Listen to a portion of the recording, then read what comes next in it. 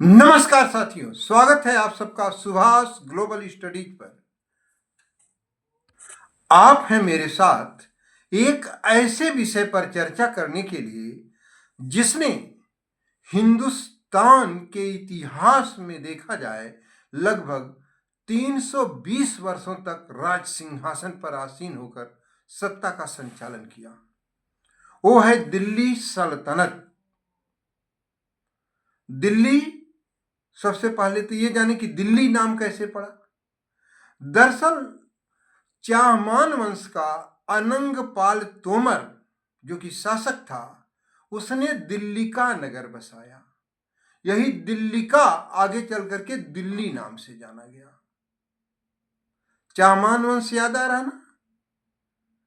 मोहम्मद गोरी का जो मेरा पिछला वीडियो था, पार्ट सेकंड, उसमें महर्षि वशिष्ठ ने आबू पर्वत पर यज्ञ कुंड बनाया था, जिनमें से राजपूतों के 4 वंश निकले थे।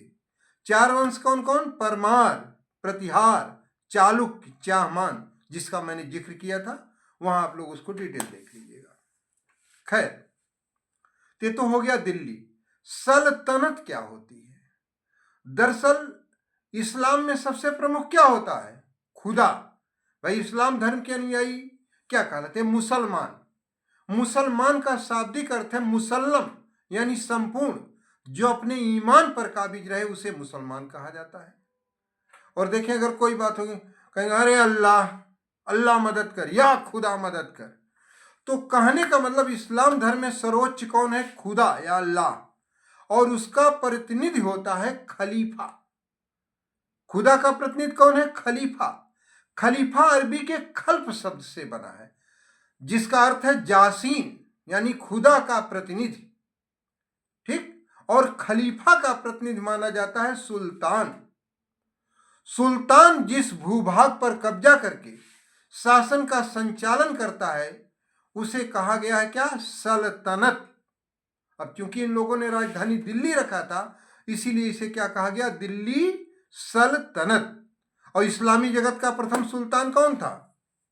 बताइए आप सब। महमूद गजनवी था। मैंने वीडियो में दिया है पूरा, ठीक है। खैर, अब यहां पर इस बात का ध्यान दें, दिल्ली सल्तनत जो है, इसका संस्थापक था कुतुबुद्दीन ऐबक। लेकिन वास्तविक संस्थापक कौन था? शमसुद्दीन इल्तुतमिश। अब ये सब आपको बोर्ड पर मैं डिटेल बताऊंगा, यहां तो एक हल्का सा जिक्र कर रहा हूं। और दिल्ली सल्तनत के अंतर्गत जो सबसे पहला वंश है वो गुलाम वंश है। अब ये गुलाम क्यों कहे गए वो सब आप आगे डिटेल जानेंगे, ठीक है। गुलाम वंश का समय है 1206 ईस्वी से 1290 ईस्वी, यानी लगभग गुलाम वंश ने 84 ईयर्स, 84 वर्षों तक राज सिंहासन पर आसीन होकर के शासन का संचालन किया था। गुलाम वंश के अंतर्गत 3 वंश आते हैं। पहला कौन है? कुतुबी वंश, जिसका संस्थापक था कुतुबुद्दीन ऐबक, 1206 से 1210, यानी लगभग 5 वर्ष कुतुबी वंश का समय है। दूसरा है शमसी वंश, जिसका समय है 1211 से 1265 ईस्वी, यानी लगभग 54 ईयर्स, 54 वर्षों का। और शमसी वंश का संस्थापक है शमसुद्दीन इल्तुतमिश। और तीसरा है बलवनी वंश, जो कि 1265 ईस्वी से 1290 ईस्वी, लगभग 25 वर्षों तक है, जिसका संस्थापक है गियासुद्दीन बलवन। तो ये गुलाम वंश के हैं।